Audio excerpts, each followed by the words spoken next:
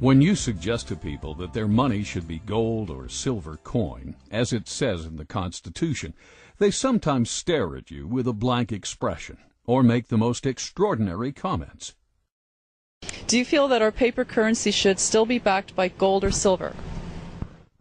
I think there should be a backing for currency. Otherwise, there's a temptation to run it out and make too much of it. I'm not really sure what you mean. Like change the color of our money or something, or? I buy silver. Gold. I don't know a lot about this subject, but I would say just because of counterfeit. I think it should, but unfortunately it isn't. Okay, why do you think it should? I don't think the current system is stable. These statements by everyday American citizens show how little people understand the intentions of the Founding Fathers. As the Constitution itself says, it is the supreme law of the land. And therefore the Constitution ranks ahead of any statutes of Congress, any statutes or constitutions, for that matter, of the states, and decisions of the courts. And any law or decision of the courts that is inconsistent with it is to that extent void. It's not a law at all. So, what's going on here? Why does the Constitution clearly state that our money shall be coin, yet we are using government-issued, supposedly official, paper dollar bills? And we can't even redeem these for silver any longer. And why does Thomas Jefferson, the very man who drafted the Declaration of Independence and co-authored the U.S. Constitution, warn us about banks and corporations? Something is off here. The Federal Reserve System, to most people, seems like it is an agency of the federal government. That's what I thought it was when I first started to research this topic. But it turns out that it's nothing of the kind. The Federal Reserve is a hybrid organization. It's a partnership between the federal government and the private banks. When you look at it deeper than that, its essence is neither as a government agency or a private company. In reality, it is a cartel. In other words, it's no different in essence than a banana cartel or a sugar cartel or an oil cartel. It's a grouping of the large private corporations in the field, banking, who have come together to create agreement between themselves to limit competition, to preserve their profits, and to make sure that no newcomers come in and take away their position. That's what cartels are always designed to do. And it's a shocking thing to realize that something as prestigious as the Federal Reserve System, at its core, is nothing more or less than a banking cartel with exactly those same objectives. The motivation for Congress to go into partnership with the elite bankers who formed the Federal Reserve is clear. Endless amounts of money could effectively be printed up and lent to Congress. Thus, individual congressmen would no longer be forced to depend on raising taxes to generate additional revenue, an unpopular action that can cost them re-election. Ironically, if there were no Federal Reserve, there may have been no need for an income tax. The country did fine without it for 137 years. The income tax amendment was introduced the same year the Federal Reserve System was formed, 1913. Coincidence? Prior to the formation of the Federal Reserve System, the country never did better. In fact, that was the problem, at least for the major banks. Capital formation, also known as savings, was happening all over America. Other than panics, many of which were caused by unethical lending practices, America was doing great. So much so, the big New York banks were losing business. But why isn't the mainstream media telling us this story? What would motivate them to refrain from a critical interpretation of banking history and the Federal Reserve System, especially today, when they broadcast critical, even intimate reports on every other aspect of life?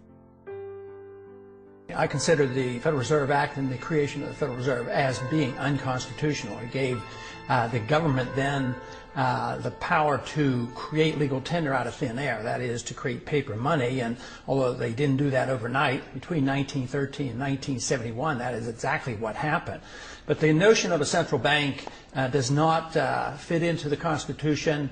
The Congress has the authority to coin money, and only gold and silver should be legal tender. And this is an absolute contradiction of the Constitution to have a Federal Reserve System and a central bank. Not a lot of American people understand it, and I would add that probably not too many people here in the Congress understand it either. I think they see it as a convenience, and I think a lot of other people see it as a convenience because they think they're protected by the type of system that we have. But a fiat monetary system or a paper money system is merely a system where the government has this power and authority to dictate and insist that a piece of paper is legal tender. And even members of the banking committee have come up to me and they said, "You mean our dollar isn't backed by gold anymore?" Not realizing that the Federal Reserve really accommodates big government bureaucrats and politicians. There's another major problem with the system in that the system is a cartel structure, which means that they've taken all the banks in the country and put them into one economic unit that's essentially regulated from the top by the Board of Governors of the Federal Reserve System. Comes 1932-33, you had the crash. The Roosevelt administration came in, and one of the first important pieces of legislation that was passed was the National Industrial Recovery Act of 1933. And the National Industrial Recovery Act of 1933 did for all industries in the economy the same thing that the Federal Reserve System did for the banks in 1913. It created a cartel structure. All the steel producers were in one group, poultry people were in another group, mining people were in another group, and on top of this whole thing was something that looked like the Board of Governors called the National Recovery Administration. The National Industrial Recovery Act was challenged as to its constitutionality, and a case went to the Supreme Court in 1935, the Schechter poultry case. And the Supreme Court unanimously declared it unconstitutional. They said this kind of delegation of power by Congress to private parties is, and this is an exact quote, unknown to our law, unquote. You couldn't find it anywhere by any method of interpretation, simply unknown. Well, the difference between the National Industrial Recovery Act and the Federal Reserve Act is essentially zero. The peculiarity here is that the Federal Reserve Act has never gotten that question to the Supreme Court. Let's take a second look at the words of Thomas Jefferson. A deeper look at exactly who owns and operates the private banks known as the Federal Reserve System, and what their mission statement might be. The banks and corporations that will grow up around them will deprive the people of all their prosperity.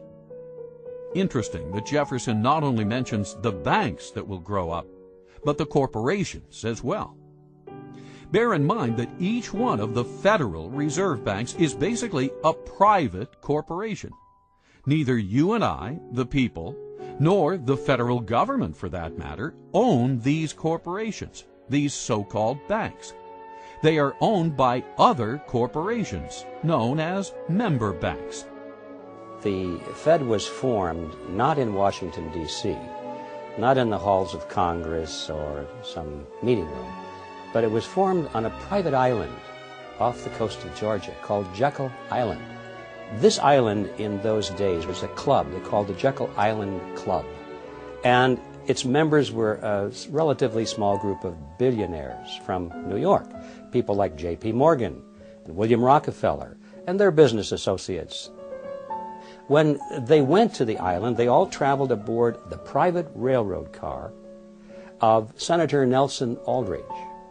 This was November of 1910, and he and 6 other men were told they mustn't be seen together, they couldn't dine together on that evening, and they must avoid newspaper reporters at all costs. One of them carried a shotgun. Just in case he had been confronted by a reporter, he was prepared to tell them that he was going on a duck hunting trip. When they got on board this railroad car, they were told not to address each other by last names, first names only. And 2 of them even went further, and they adopted code names. They were concerned that the identities of all of these 7 men might be known to the servants on board the car, and that the servants might talk about it. In that fashion, the word would get out. Even when they got to the island and went to the clubhouse, they had replaced all of the normal servants with new servants who didn't know any of these people. And they created the Federal Reserve under those kinds of conditions of great secrecy. I can assure you that very few wars of history have ever been plotted under conditions of greater secrecy than that. According to accidental releases of Fed stockholder information, as of 11:05 a.m., Tuesday, July 26, 1983, 5 member banks own 53% of the stock in the Federal Reserve Bank of New York, the most major of the 12 Federal Reserve banks around the country.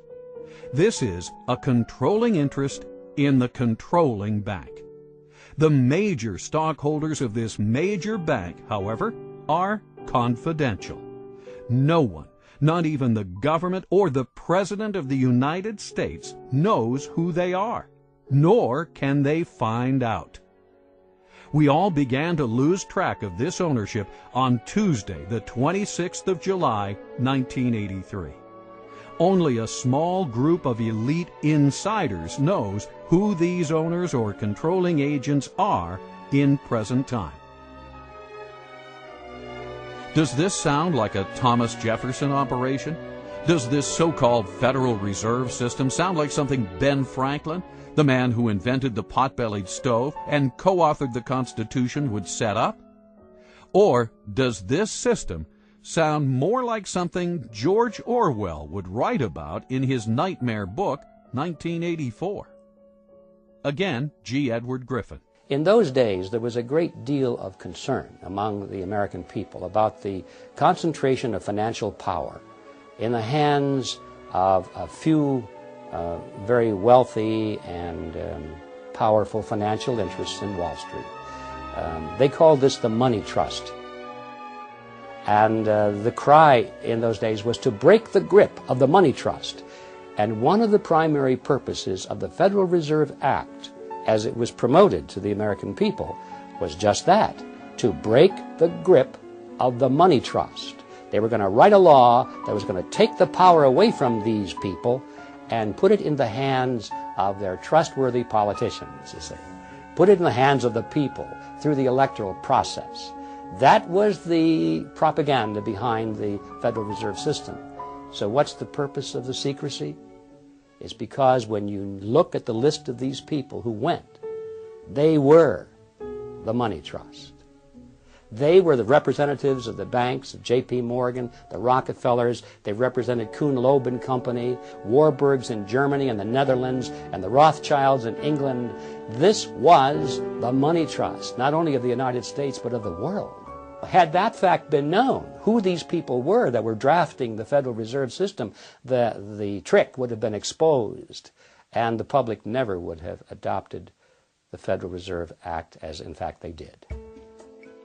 When you think about the significance of the Federal Reserve Act being passed under those conditions, the American people didn't know, but it was the banking interests that were behind it. Powerful banking interests, because they wanted their assets protected. They wanted the Federal Reserve to be the lender of last resort. So if they had been loaning out and risking the money, and these loans go bad, instead of having the market take care of this, they wanted bailed out. And this is why it was a tremendous popular thing to do for the banks and, of course, the big business people who were borrowing the money. So it was very, very special interest directed, and it was designed for the elite. And even today, a lot of people don't quite understand that. So it's an educational job as well outside of Washington, but hopefully someday people here in Washington, especially the members of the Banking Committee, will gain some interest in this subject, because ultimately we will have to address it.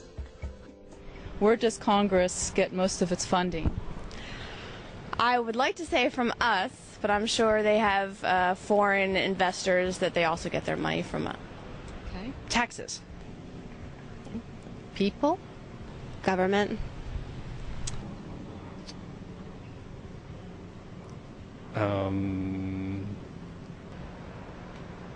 It gets it out of federal taxation, of course. From taxes, but if you mean today, a great deal we're getting from China buying treasury bills. They print it. And can you elaborate on that? They have no funding. They have no money. It's all puff and mirrors. They have no money. It's all an illusion. There's not much in back of it. As we can see, the average American citizen has conflicting ideas as to where Congress gets its funding. In actuality, Congress gets most of it by borrowing it from the Federal Reserve. The Federal Reserve gets the so-called money by effectively printing it up. The whole process is known as the Mandrake mechanism. Thus, today's paper currency, far from the gold and silver coinage stipulated by the founders, is essentially created out of thin air. Most people are alarmed when they hear about the fact that the Fed can create money out of nothing and charge interest on it, so-called interest. It starts with Congress. Remember, a moment ago I said that the Federal Reserve System was a partnership between a cartel and the federal government. Mr. Chairman, we've got to go vote, and we want to thank you for being here with us for today. And, well, if there's a partnership, there's a reason for the partners, both of them, to be in it, or they wouldn't be. So why is the banking fraternity in this partnership, and why are the politicians in it? Congress needs more money. They always need more money. They like to spend money. That gets them elected. They don't like to raise taxes because that gets them unelected. The answer, of course, is that they borrow it. If you're not going to tax it from somebody, you can borrow it from somebody else. And that's why we have government bonds and treasury notes and bills and so forth. And we have what's called the national debt, because they've borrowed money to pay for current expenses that they don't want to pay for through taxes, because that would be unpopular. So 30 days after they borrowed $1 billion, or 60 days, whatever the term of the loan is, they have to pay that money back. Well, lo and behold, it turns out that the congressmen and the senators are still not taking in as much money in taxes as they are spending in benefits, so they don't have the money to repay the loan. So what do? Easy. Borrow some more. Borrow enough to pay back the original loan, plus a little bit more to keep them in office. So this process goes on and on and on, and that's why we have the national debt growing and growing and growing. The Federal Reserve enters the picture at this stage because, you see, they can never borrow enough from the private sector. There's never enough existing money out there for the politicians to borrow. So what do? They go to the Federal Reserve System, and by agreement, remember this is their partner now, the Federal Reserve System agrees literally to create the money that they're going to lend to the government. It's not really a lending at all, as you can see, but they use the old traditional words of lending it to the government, when in fact all they're doing is just printing it for the government. They're creating it for the government, and then they call it a loan. Of course, they don't print it all because most of it's checkbook money, but nevertheless the process is the same as if they had just turned on the printing presses and printed all this money and gave it to the federal government. So now, once the Federal Reserve System creates this money out of nothing, literally, it's fresh money into the society, into the economy, and that's how the money supply keeps growing and growing and growing. What about the banking partner? What's in it for them? I come in and I give the bank, say, 100 ounces of gold, and the bank offers me some interest payment on that. They're going to pay me 3% interest. And they're going to take that 100 ounces of gold and they're going to lend it out at 5%. That's how they make their money, the 2% spread. Okay?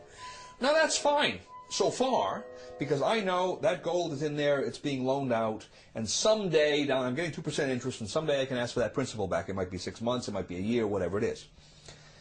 Where the trick comes into this is the bank says, not only are we going to lend that money out, but we're going to allow you, Mr. Depositor, to draw on that money right now. All right? Which means that they can't possibly be saying that I can draw 100% of that deposit when they've also loaned out 100% of that deposit. Now, maybe they don't loan out 100%, maybe they don't loan out 90% or 80%, but whatever it is. And that's the fractional reserve concept. They don't have enough reserves to pay out all of these obligations that they've made, especially with respect to paper currency, because usually that's the way it worked. Now, why do they do this? Well, they do this because they make money. Right? If I can loan out essentially more than I have in my reserves, by that difference I'm increasing interest payments. So the bankers are beneficiaries of this, and obviously the first lender, the person that receives that money, is a beneficiary because he's getting money they wouldn't have gotten otherwise, even though he has to pay interest on it. But then what happens down the line? This is the fascinating part about it. The market has set prices and wages on the basis of what it believes is the total amount of money that's in circulation. Along come the banks and they start generating new money that the market doesn't know about.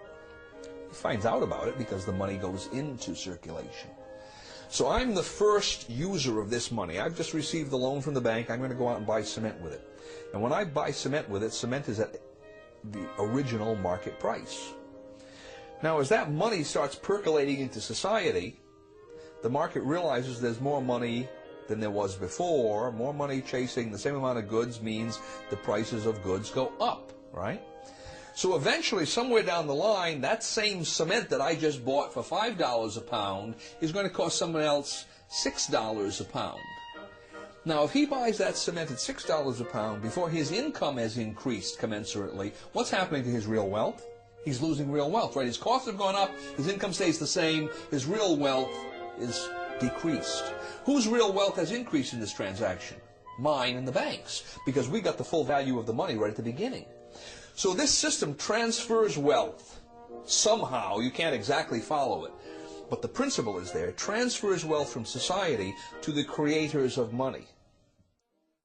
For every $1 billion that's put into the banks, I, as a commercial banker, can create an additional $9 billion and push them out into the economy as loans. Now that $9 billion based on the $1 billion, which itself was created out of nothing, all of it is just fiat money. It's created out of nothing, but the commercial banks get the bigger end of the deal, as you can see. They can create 9 for the private sector called loans, and these are genuine loans. And that is where our money comes from. That is how money is created. Every bit of it is created in this fashion. Every bit of it is based upon debt, and that debt creates money that literally has nothing behind it at all. Now this is how money is created in the Western world. And it's an amazing story. Only a very few people at the top know how money really comes into existence. Best estimates say that a network of about 7,000 people, mostly located in large urban areas worldwide, facilitate the acquisition and control of the voting stock of these banks by proxy.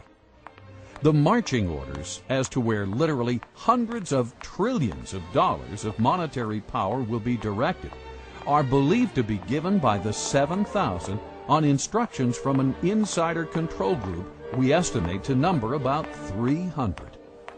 Of the 300, many are related to one another by blood, marriage, and business ties, and, it would seem, have family ties to the original robber barons of the Industrial Revolution at the turn of the 19th century. More importantly, however, most of the 7,000 involved in this group may be largely unaware of their negative effects on society. They may sincerely, but naively, believe they are simply doing good.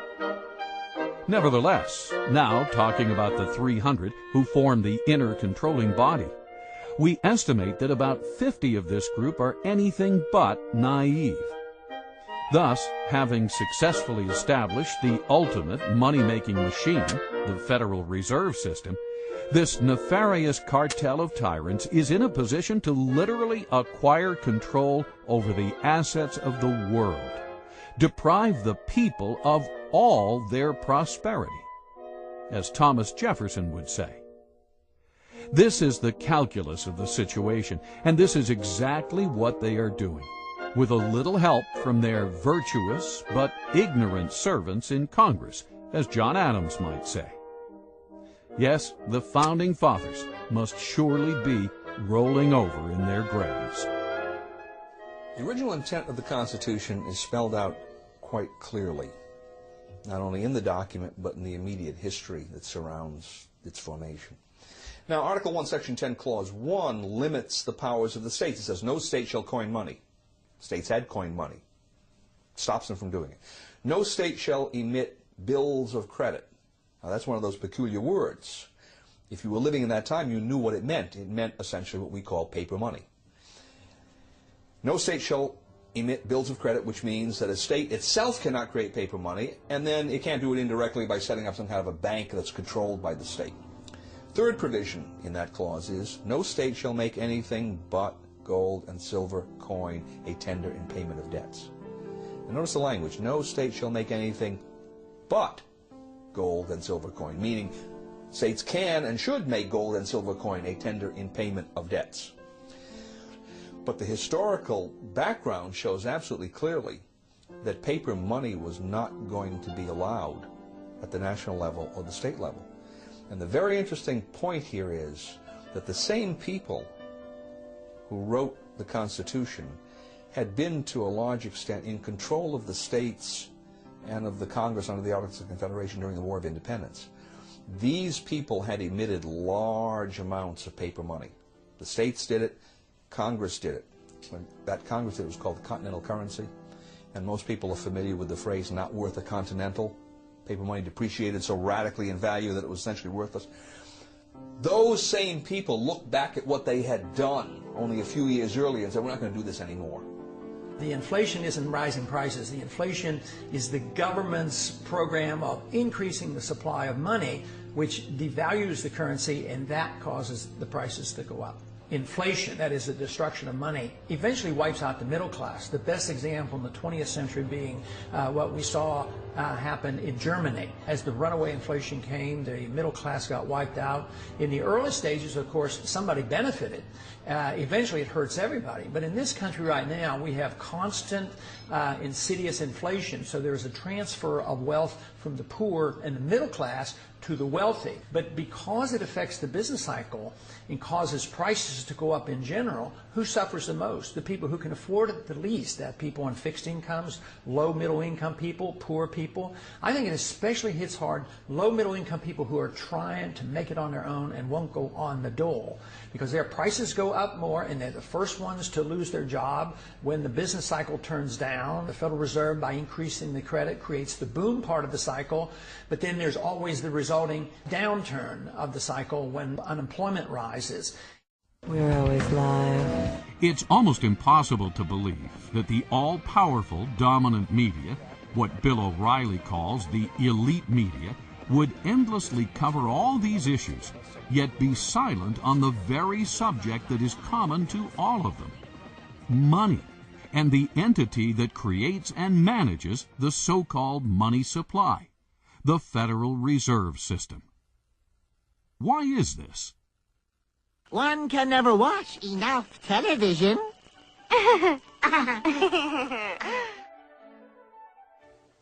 There has been a tremendous concentration of the mass media over the last 50 years, from over 100 companies to 6 companies. Back in the 1934 Communications Act, each media company was only allowed to own a handful of stations, and they weren't allowed to have cross-ownership. They couldn't own all the media in your town. Now they can own more and more because congressmen who've gotten elected as a result of the mass media have given them more and more. That means very few people have the right to speak to us over television, over radio, through the New York Times, the LA Times, the different news media. The whole purpose of the First Amendment is to guarantee that we have more, not less speech. However, when you start to get down and say only a few people can put up their soapbox, only a few people can address the audience, suddenly you've limited the amount of speech. Now that's the government control of speech. On the other hand, when those few people recognize that the government is the one that's licensed them to speak, they start to act in a way that's not going to jeopardize that relationship. Could this be one of the reasons any critical reporting of universally important issues, such as the Federal Reserve, have been cut out of the public debate for so long? As Ted Turner relates in his article, My Beef with Big Media? Why would major media corporations that control the information flow to 95% of the American citizens, fail to report on the detrimental activities of the Federal Reserve System, a government-sanctioned, quasi-private banking cartel that literally controls 100% of the money flow to the same citizens, as well as the lion's share of the money flow to Congress itself. The amount of money it costs today to run for Congress or even to run for president is obscene. And most of that money goes into television commercials and spots and all of the mass media advertising that needs to be done to reach the 295 million Americans, a vast number of people. And when that person wins, if the media has supported him, naturally he wants to pay them back. He may not think of that consciously, but in appropriating licenses and expanding territories and allowing them to own more than one media outlet, that's exactly what happens. As a result, the number of media companies, as we said before, has concentrated in a few hands. And unfortunately, Congress and the media work together to present an image to the American people that does not always include every aspect of the truth. This reciprocity, this in cahoots process, has obscured many of the more important issues to the American people. And there's no more important issue than the issue of fiat money. When you give men the power to create money out of nothing, you shouldn't be surprised if they turn around and create money out of nothing, because that's what they're supposed to do. Now, the underlying philosophy is that, well, we'll be very conservative about it. We won't run rampant. We won't abuse this power, would we? So we give them blindly this power to create money out of nothing because we trust them to use this power wisely. Nowhere in history has this ever been a justified trust. Every time man has had that power, and this started back in antiquity, those with the power have abused it, and they have created more and more and more money at a rate much faster than the expansion of goods and services which are being produced by the productive side of the economy. Now, if the goods and services were growing at a rate which is exactly the same as the money supply, then the purchasing power of the monetary unit would remain constant. In ancient Rome, if you had a 1-ounce gold coin, that would be the cost of a nice toga, a handcrafted belt, and a pair of sandals. Today, thousands of years later, if you have a 1-ounce gold coin and you convert that into Federal Reserve notes, you can walk into a store and buy a nice suit, a handcrafted belt, and a pair of shoes.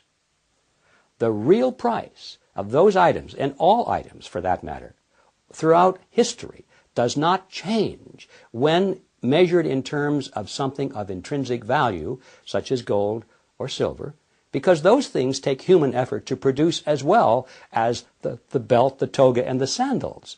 Both of them take human effort to produce, and that's why they maintain value with each other. But once you break that away, and you give men the power to expand the money supply without that discipline, they're going to expand the money supply faster than the increase in goods and services, and then you're going to have this difference in purchasing power. We call it inflation. Well, it's always politically popular to impose financial burdens on somebody else. It tends to be politically difficult to impose financial burdens on someone who's living alongside of you, because they tend to have votes and they tend to have representatives who will take their position. It's fairly easy to impose a financial burden on the future because the future generation tends not to have any votes or representation at all in the present. As soon as you start talking about monetization of debt, where the banks come in and now buy governmental debt with new money that the banks have created through this special privilege they have of creating money in the Federal Reserve System, the redistribution of wealth that takes place through that process, most people don't understand. It happens through depreciation of currency, and the depreciation of currency usually leads to increases in prices, which the average person calls inflation. Inflation is really the increase in the money supply. The prices increase as a consequence of that. But the average person doesn't understand how this happens. And he's going to blame gold speculators in Switzerland. He's going to blame greedy unions. He's going to blame price gouging business. He's going to blame everybody but Congress and the banking system. So it's easy politically, through monetization of debt, to expand borrowing beyond prudent levels. Now why is that tyrannous. Well, at a certain level it's tyrannous. The definition of tyranny is the exercise of a power that no one should be allowed to exercise. Okay? And it's tyrannous because no one should be allowed to exercise a power that puts burdens on people that are not allowed an opportunity to be heard, an opportunity to vote, an opportunity to have some kind of a say. Right? Granted, to some extent you're going to have to do that in the nature of government as long as you have borrowing, but beyond a certain point it becomes tyrannous. And it's beyond that point that the present system allows our political structure to move too easily. How much, take for instance, how much is the purchasing power of Federal Reserve notes lost since World War II? About 90%. You think that hasn't had some consequence in terms of redistribution of wealth, in terms of the way the economy has developed? Of course it has. The average person doesn't see it. He can't follow the lines of cause and effect, but it's there, and his life is quite a bit different from what it would have been if that hadn't occurred. Purchasing power, monetization of debt, inflation. What do we mean by all these terms? Terms we may have heard many times, but still fail to connect the dots. Are you confused? If so, you're not alone. Inflation, I think, is a bad word because really we think of inflation as rising prices. But in reality, what's happening, prices are not going up. It's that the value of the dollar or the monetary unit is going down. That's what's really happening if we understand the process. And it's a tax, therefore. Our lost purchasing power, what we have to pay more for a bag of groceries today than we did 5 years ago, comes out of our pocket, comes out of our earning capacity. That is value which we should have, but it's been taken from us through a process that we call inflation, but in reality it's a hidden tax. Inflation is the result of being able to create money out of nothing, and that is the power we have given to the Federal Reserve System. Therefore, we can say that the Federal Reserve System is the agency of a hidden tax called inflation. Since the early 1900s, almost no one talks about the country's banking system anymore. What happened? There was a shooting, then there was nothing. Yet our money, like water, is one of the most important commodities we have. More than that, the quality of our money affects the productivity of every man, woman, and company in America. As time goes on, people figure out better ways of doing things, better ways of making products, cheaper and faster. For instance, one farmer can now grow food for thousands of people, whereas he used to be able to feed only his family.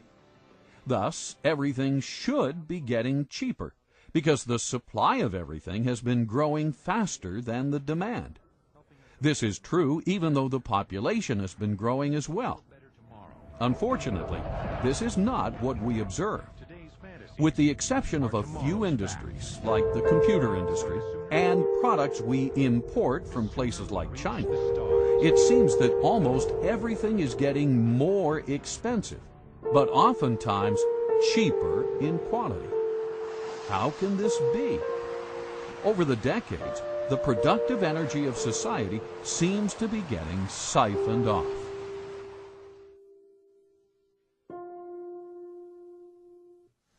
Well, it's hard to predict, but I certainly think it's possible, because I think the financial bubble worldwide is something that we have never experienced before. We've had tastes of that. But Alan Greenspan, in one way, is a genius, in another way, he is an unbelievable threat to us. He's a genius in the sense that in a technical fashion, he's been able to keep this system of inflation together longer than anybody else has been able to, especially in this last go-around from 2000 on.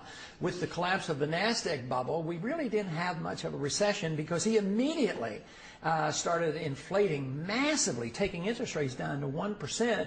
And now, of course, he's a little bit frightened about the bubble, and he's curtailing credit to some degree. But the dollar has become the gold of the world. The world central banks have accepted the dollar as if it were gold. Greenspan claims that they have gotten the paper money to act as if it is gold, which I strongly disagree with, and all the hard money people disagree with. But I believe he's been capable of creating this huge financial bubble, and the world has not yet seen what may come of this. So I suspect that depending on when it comes and what we do, it could very well end up into a much worse situation than the Great Depression. But if the country decided, well, something has to be done, and we went to a gold standard and limited the creation of credit, curtailed the power of the Fed, I think it would iron out all our difficulties. When Argentina periodically would just quit inflating and maybe tie their currency to even the dollar, price inflation went like from hundreds of percent per year down to 2% or 3%. So it's rather rapid. So you would see an immediate benefit. You would iron out the severe swings in the business cycle. The price problems would be diminished. But the one thing we'd have to give up, which to me would be a benefit, government would have to curtail spending, because they can't tax the people enough to pay for all those bills. So we would have to curtail our spending. So that would be, to me, a tremendous boost to the American people and to the economy. At the same time, we gave sound money. I mean, this would be fantastic. Within months, there would be some people who would suffer from the adjustment period, but it might be the people who have benefited so much over these years. But the average person, the poor person, the jobs would become available. So it would not take a long, long time. What would take a long time is if we refuse to consider it and the problems get worse and we have a severe recession or depression and huge inflation and we do all the wrong things. That is what we should work so hard against. We must get rid of the fiat money system. How do you do that?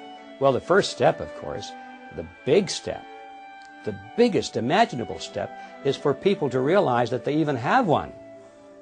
I mean, how many people walking up and down the streets that go into the polls each year and elect their leaders, how many people know that we have a fiat money system? How are we going to change that unless we have an understanding, an educational foundation at the electoral level? So this is where we have to start. Because so many people in the U.S. are now semi-illiterate, thanks to the government-sponsored public school system, it may be possible to stimulate a discussion on the Federal Reserve only through films and TV shows. In many ways, film has replaced the written word for the masses. What is the Federal Reserve System? It's where they generate the money, and they keep the money, I think. Federal Reserve System is a banking structure owned by the banks and run by the government. No, I don't know much about this. Okay, thank you. It's a system of balancing the flow of currency throughout the United States so that as banks need to have liquidity, they have it, and as they need to tighten up money, they tighten it up. Similar to what you had said earlier about having the reserves for when we go in a crisis or something, and you need to have that actual backing, not just the dollar currency, because paper is paper, and if you don't have that gold or silver behind it, then it's just going to be paper. It was established in if I guessed, I'm not sure, 1913 perhaps, to establish stability in the American financial system. I don't know the answer to that. What is the system? It's a banking system that's run by the government. It's almost like a fourth branch, but it's run by the government, and it's guaranteeing that banks will remain stable. And if they're not stable, they'll take it over. A way of backing up the money. I don't know. Yeah. And what is the Federal Reserve System? Well, do you want Andrew Jackson's opinion of the Federal Reserve System or what? Your opinion. I liked his. It's a bunch of organized crooks. Wow. Now that citizen is informed. Too bad everyone is not as aware of how far we have strayed from our founding principles. Well, the major problem you have not only with the Federal Reserve System, but with any statutory structure that's unconstitutional, is it doesn't square with what's called the Supremacy Clause. The Constitution, which has the Constitution and laws passed in pursuance thereof, that is, constitutional laws are the supreme law of the land. So obviously you have a statute that doesn't square with the Constitution, it's void. It is not a law, in fact. So the question then arises, well, how does that square with the oath of office of representatives, senators, judges? And the answer is it doesn't. That when they come face to face with a statute that is in contradiction of the Constitution, they are to treat the Constitution as the supreme law and treat that statute as void. So that's number one. Here we have a system, the Federal Reserve System, that has all of these constitutional problems, and everyone is essentially looking in the opposite direction. So that doesn't square with the oath of office. And one would think that the president, being the head of the executive department, in which we find the Treasury, Department of Treasury, right, which interacts quite closely with the Federal Reserve, might have something direct to say about that. And then, of course, the president has a specific constitutional duty to take care that the laws be faithfully executed, and the supreme law of the land is the Constitution. So you would expect, on top of all of this, that he would be saying, wait a minute, if the Constitution doesn't square with the Federal Reserve Act in one or more ways, then I should be giving directives to the Secretary of the Treasury to take certain kinds of action to deal with that. And, of course, we see exactly the opposite. We see the Federal Reserve people, usually the chairman of the Federal Reserve, comes to Congress, and he tells Congress directly, and usually tells the president, at least indirectly, here's how monetary policy is going to be implemented. So the Federal Reserve is the tail that's wagging the dog when we have all of these questions that it may not be legitimate at all in whole or in part. If you want to see the way power goes in a system or the way the laws are corrupted, follow the money, and the Federal Reserve is a huge agency for the creation of money. If you study monetary history throughout thousands of years, you will find out that paper money has been tried many, many times, and it never succeeds. It always ends badly. The question is when will the dollar end badly? Will it be next year, or in 5 years, or 10 years? I'm convinced it will end unless we do the right things, and that is restore soundness to the money, put restraints on our government, either strictly curtail the power of the Fed or get rid of the Fed. That will be the only way you can save the dollar. But if we continue to do what we're doing now, we will eventually destroy the dollar.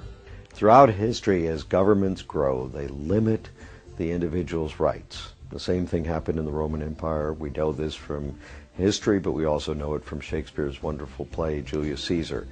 As we start moving toward a bigger and bigger government, it's going to mean that the individual no longer has the right to own his property, the right to do what he wants, the right to live freely, the right to worship as he wants, the right to speak as he wants.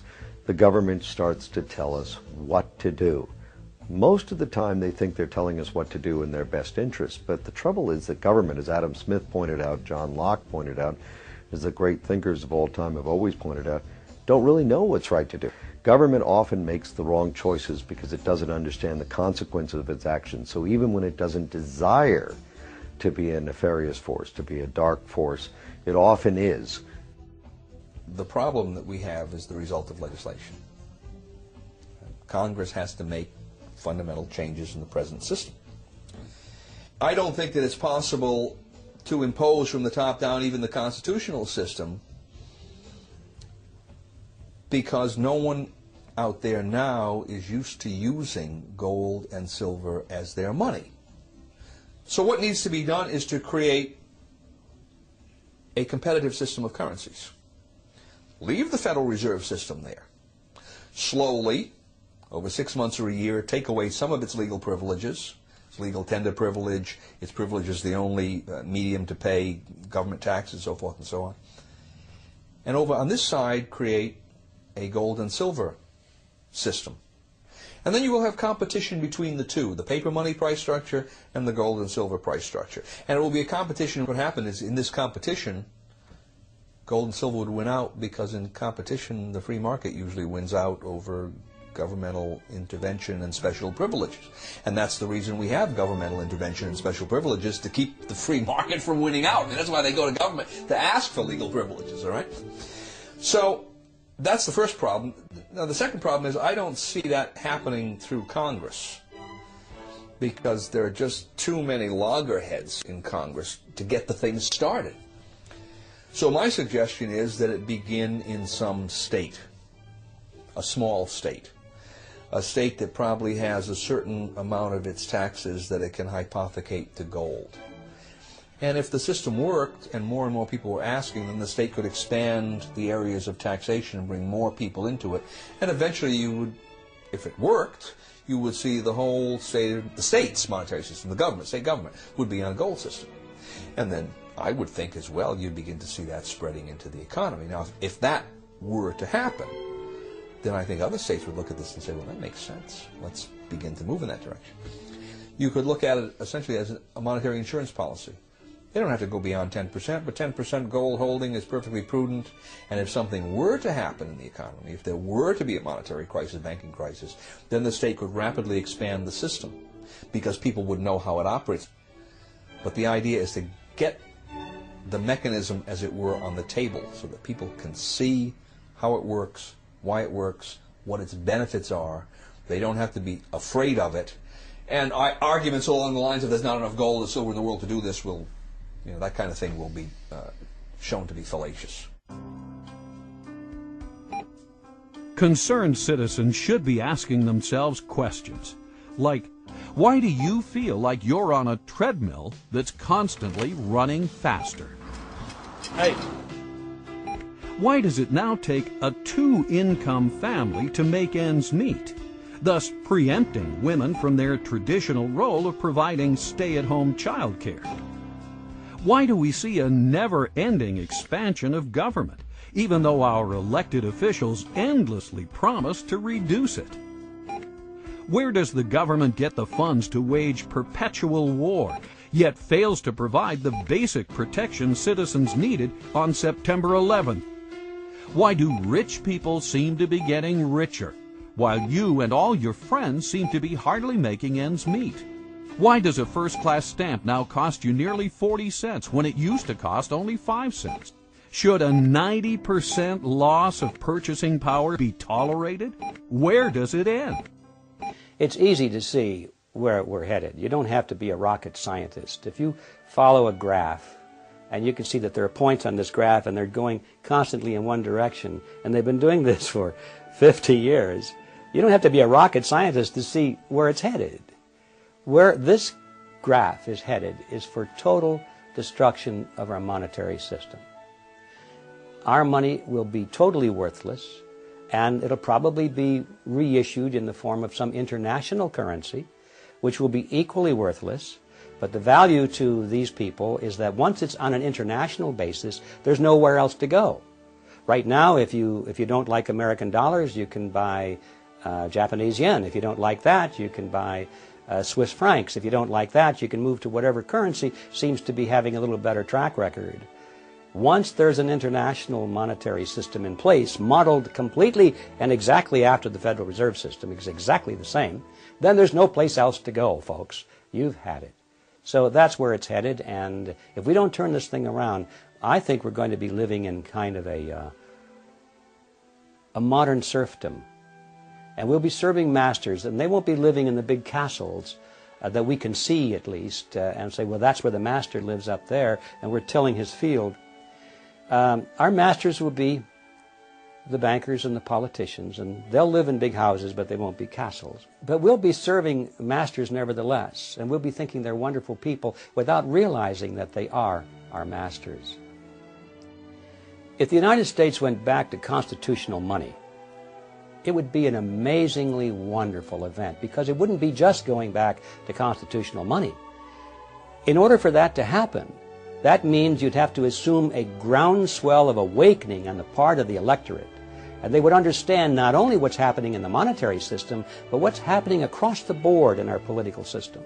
I think we would have a great resurgence of prosperity and tranquility.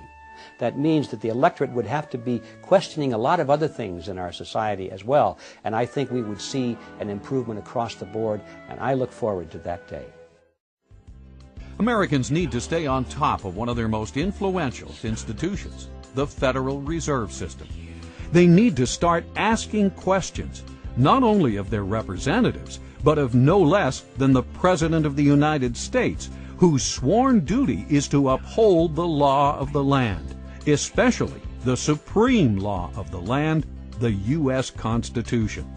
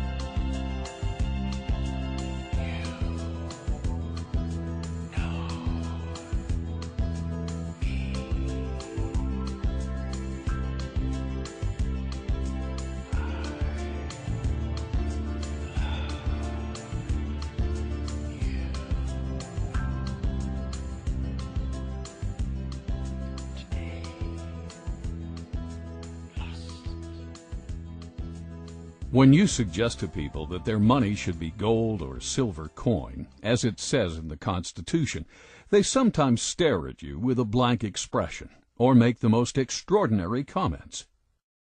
Do you feel that our paper currency should still be backed by gold or silver? I think there should be a backing for currency. Otherwise, there's a temptation to run it out and make too much of it.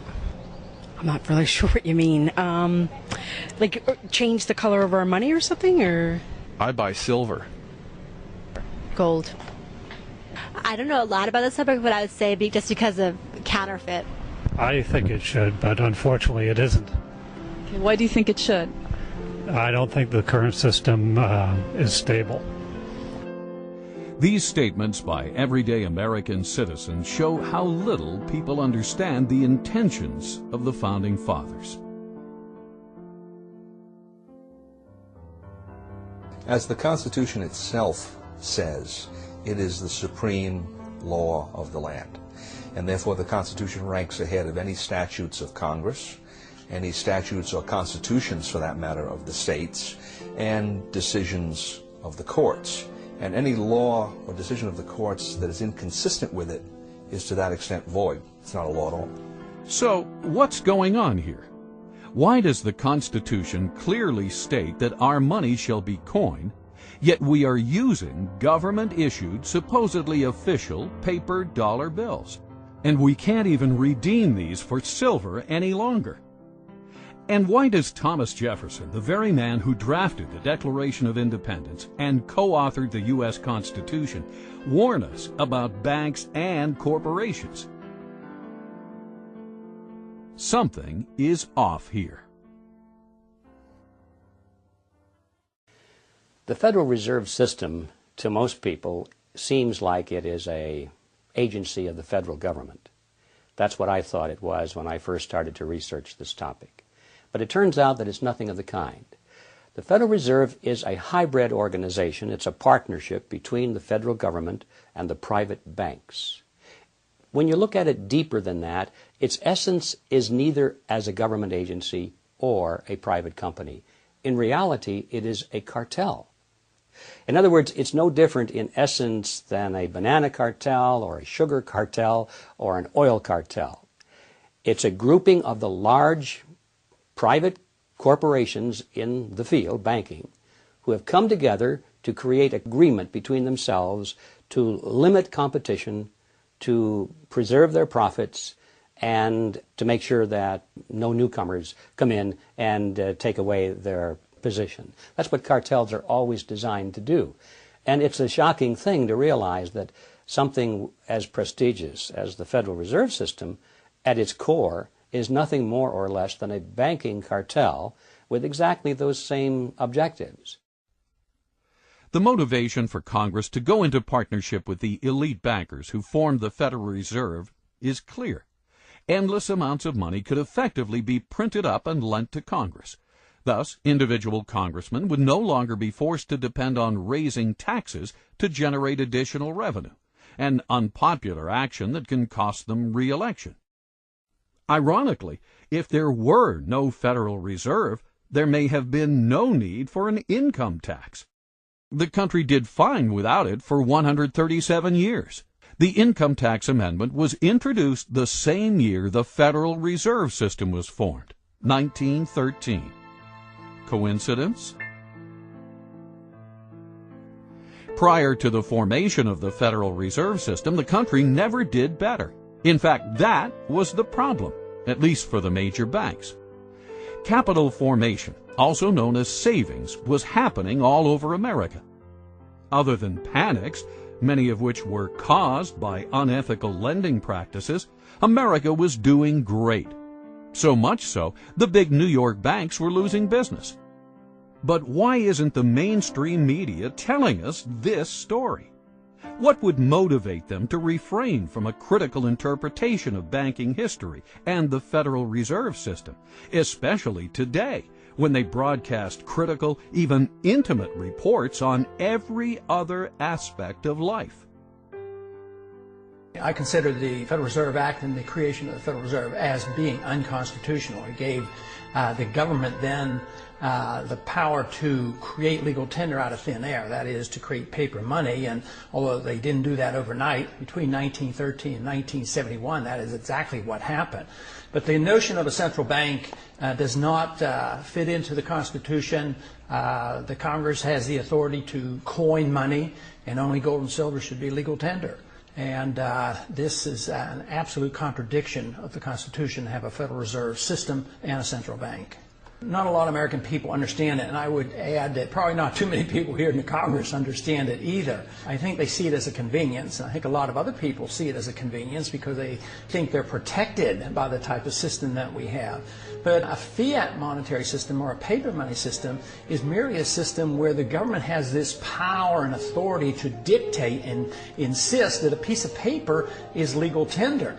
And even members of the banking committee have come up to me and they said, "You mean our dollar isn't backed by gold anymore?" Not realizing that the Federal Reserve really accommodates big government bureaucrats and politicians. There's another major problem with the system, in that the system is a cartel structure, which means that they've taken all the banks in the country and put them into one economic unit that's essentially regulated from the top by the Board of Governors of the Federal Reserve System. Comes 1932-33, you had the crash. Roosevelt administration came in, and one of the first important pieces of legislation that was passed was